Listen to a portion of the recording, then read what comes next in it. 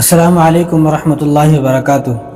دوستو، آپ اس معاشرے میں دیکھیں گے کہ اس معاشرے میں اگر کوئی آدمی کوئی دکان کھولتا ہے، کوئی شو روم کھولتا ہے، کوئی فیکٹری، کوئی کارخانہ کھولتا ہے، تو اس دکان کی اور اس فیکٹری کی، اس کارخانے کی افتتاح کے لیے، اس میں برکت ہو، اس لیے کسی بڑے آدمی کو بلایا جاتا ہے، کسی مالدار آدمی کو بلایا جاتا ہے۔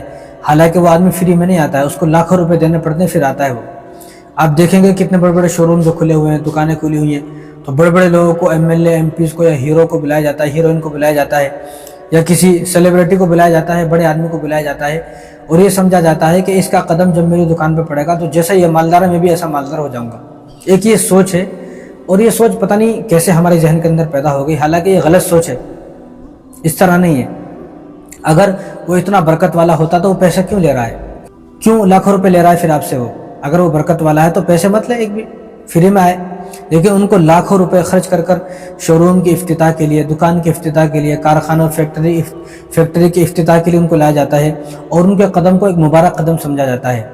حالانکہ ایسا نہیں ہے، یہ صرف سوچ ہے۔ اب آپ ان دکان والوں کو دیکھیں کہ انہوں نے دکان کھولی، دکان کی افتتاح کے لیے انہوں نے کسی سیلیبریٹی کو نہیں بلایا، کسی بڑے آدمی کو نہیں بلایا، بلکہ ایک عام سی اور غریب عورت جو فٹ پاتھ پر رہنے والی، اس کو بلایا۔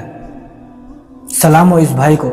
اور میں تو یہ کہتا ہوں کہ آپ بھی جب دکان کھولیں، کوئی فیکٹری کھولیں، تو کسی بڑے آدمی کو جو پیسے لے کر آتا ہے، کسی کو بلانے کی ضرورت نہیں ہے۔ آپ کسی ایک عام آدمی کو بلائیں، آپ کسی مول صاحب کو بلائیں، آپ کسی حافظ صاحب کو بلائیں۔